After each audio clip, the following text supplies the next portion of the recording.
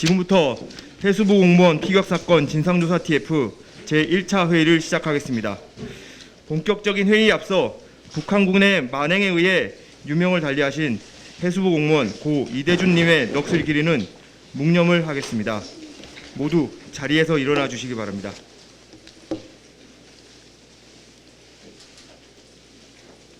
일동 묵념.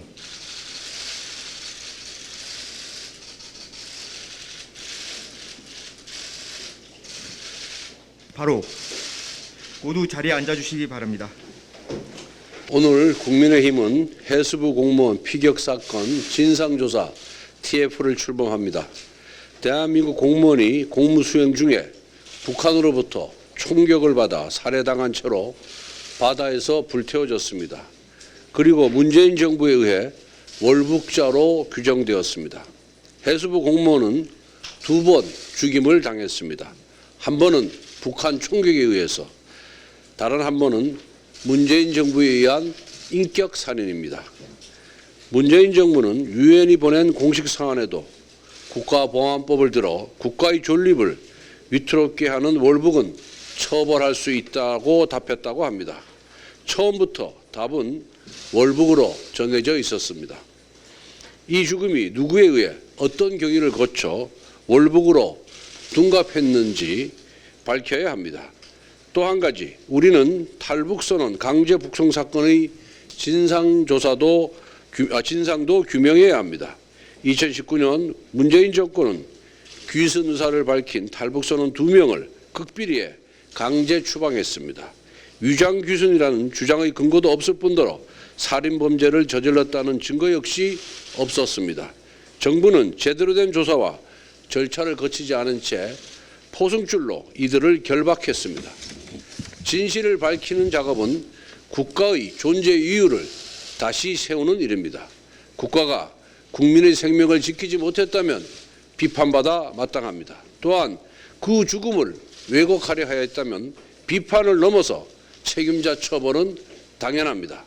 이번 TF의 목적은 진실을 밝히는 것을 넘어 한국 정치의 잘못된 문법에 경종을 울리는 것이기도 합니다. 인간의 생명을 정치라는 저울에 올려 왜곡하는 일은 이제 없어야 합니다. 정치적 유불리에 따라 누구의 죽음은 기념되고 누구의 죽음은 은폐되는 죽음의 정치화를 근절해야 합니다. 우리는 진실규명을 통해 우리 국민의 명예를 되찾고 한 가족의 억울함을 풀며 국가의 자존을 세우고 한국 사회의 잘못된 정치 문법을 교정해야 합니다. 이를 위해 전면적 정보 공개와 내부 고발자 보호, 법률 지원 등이 필요할 것입니다. 당이 전폭적으로 지원하겠습니다. 네, 2년이 걸렸습니다. 서해에서 어업 지도 중 북한군에 피격되어 무참하게 목숨을 잃으신 해수부 공무원의 명예를 회복하는 데 걸린 시간입니다. 명예를 회복시켜 드리겠다는 약속을 더 빨리 지키지 못한 점이 죄송스러울 뿐입니다. 우리 국민의 생명과 명예를 내동댕이 치고 월북이라 단정하며 고인과 유가족분들을 모욕하는 데 앞장선 것이 바로 국가 문재인 정부였습니다. 있어서도 있어서도 안 되는 일입니다. 하지만 민주당은 지금도 바뀌지 않았습니다. 월북 의사가 뭐가 중요한가? 아무것도 아닌 일, 신색깔론이라며 폄훼하는 데 앞장을 서고 있습니다. 윤건영 민주당 의원이 국가적 자해 행위라고 했습니다. 윤 의원에게 말하고 싶습니다. 국민을 지켜야 안 보입니다. 국민을 포기하는 것이 국가적 자해 행위인 것입니다. 국가가 국민을 포기하고 기만한 것을 이제라도 밝히고 진심으로 사과드리고 정확한 진상 규명을 통해 명예를 회복시키고 두 번 다시 이런 일이 일어나지 않도록 더욱더 철저한 안보 시스템을 만드는 것이 중요합니다. 국민의힘은 해수부 공무원 피격 사건 진상조사 TF를 만들어서 진상을 철저히 밝히고 피해자와 유가족의 명예를 회복시켜 나가는 데 노력을 하겠습니다. 단 한 분의 국민의 생명도 명예도 귀하게 여기며 국민을 지키는 안보를 다시 세울 것입니다. 이번 해수부 공무원 피격 사건 진상조사 TF 위원장 하태경입니다. 그 민주당에서는 이번 그 월북 조작 사건 본질이 색깔론이라고 그러는데 색깔론이 아니라 처음부터 끝까지 일관되게 인권론입니다. 우리 TF의 전 과정을 관철하는 가치는 인권론이 될 것입니다. 그 인권의 가치에 입각해서 크게 두 가지 사안을 중점적으로 조사할 생각입니다. 처음은 과연 문재인 정부가 당시에 이 해수부 공무원을 살릴 수 없었는가? 해수부 공무원이 이 북한 군인들에게 잡혀 있다는 것을 확인하고 6시간의 여유 시간이 있었습니다. 그 시간 동안 과연 살릴 수 없었는가? 이게 큰 하나의 주제가 될 것이고요. 또 하나의 주제는 저희들은 문재인 정부가 살릴 수 있었는데도 북한의 살인을 좀 방조했다고 보는데 그 이후에 문재인 정부는 월북몰이를 포함한 2차 살인을 합니다. 명예살인을 합니다. 이 월북몰이 포함한 인권 침해의 전 과정, 배경을 또 샅샅이 조사할 생각입니다. 저희들이 사전 조사한 바에 따르면은 이대준 씨가 월북했다고 정부가 판단한 근거는 유일한 근거는 감청 자료밖에 없습니다. 감청 자료는 법정에서는 전문 증거라고 합니다. 제3자들끼리 주고받는 대화입니다. 당사자의 목소리가 아니라 그건 증거 능력으로도 인정 못 받는 것인데 거기에 월북이란 단어가 한 번 들어간 것 말고 그 외에 해경이 월북이라고 주장하면서 발표한 나머지 증거들은 모조리 조작되고 과장되었다는 것을 지금 확인하고 있습니다.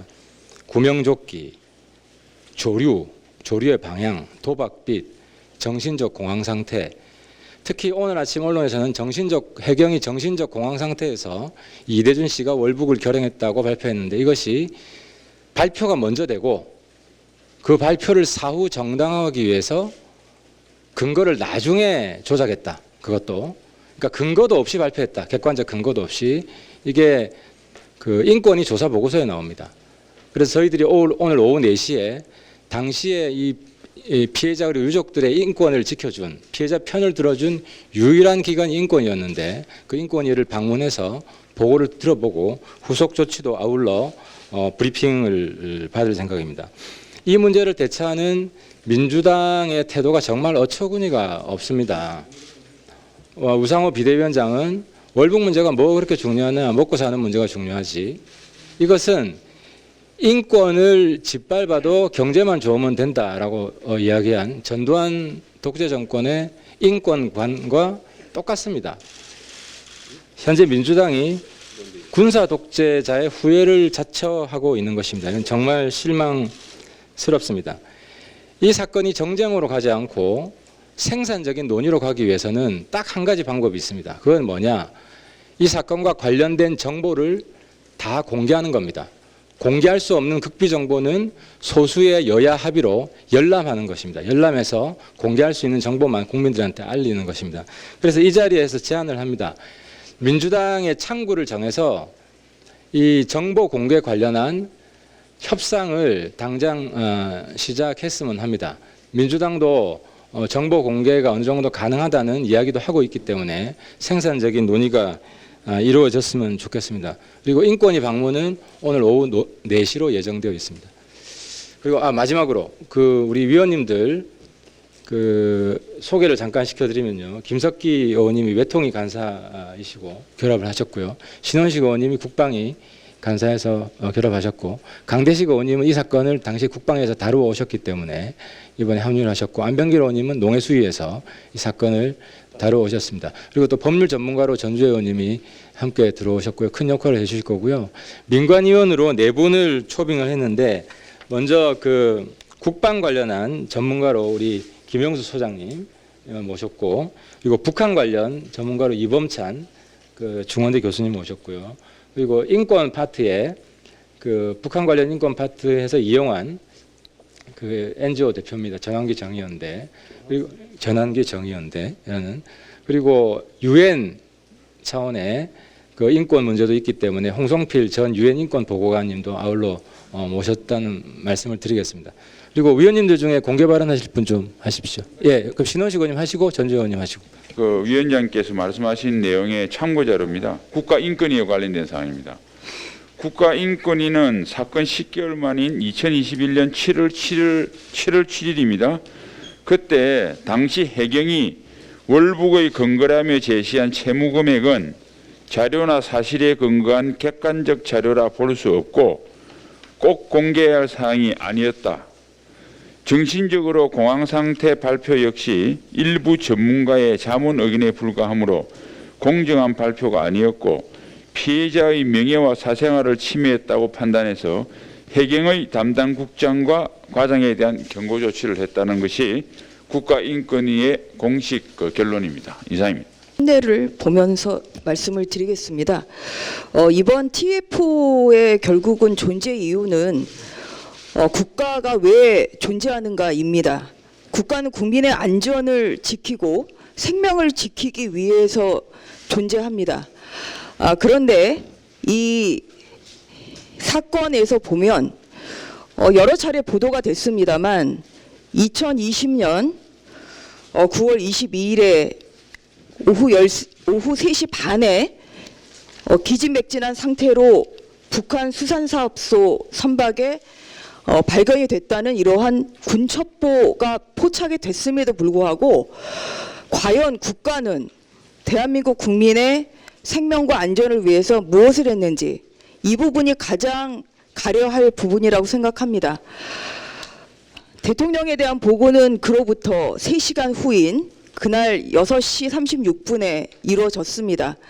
그리고 나서 해수부 공무원이 결국은 피살된 것은 그로부터 한 3시간 이후에 이루어졌습니다. 그래서 국민들이 가장 궁금해하시는 부분은 이 3시간 동안 우리 대한민국 국민을 살리기 위해서 국가는 무엇을 했는지 바로 이 부분이 우리 TF에서 가려야 할 가장 큰 부분이고 이 부분에 대해서 과연 문재인 정부와 대한민국 정부는 과연 최선의 노력을 다했는지 바로 이런 부분이 될 것입니다.